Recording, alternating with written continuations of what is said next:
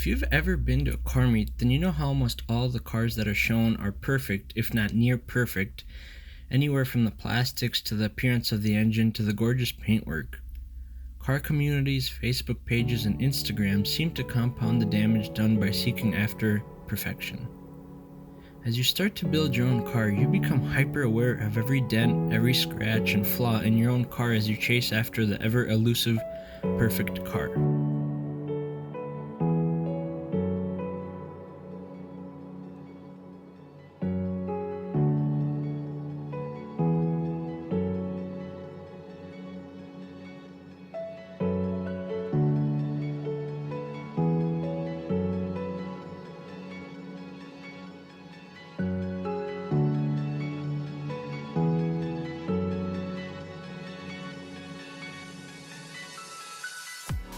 The closer you get to perfection, the further it seems to get away from you.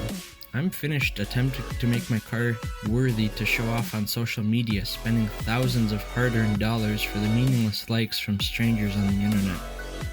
It's time to appreciate every dent, every scratch, and paint imperfection and give up the chase.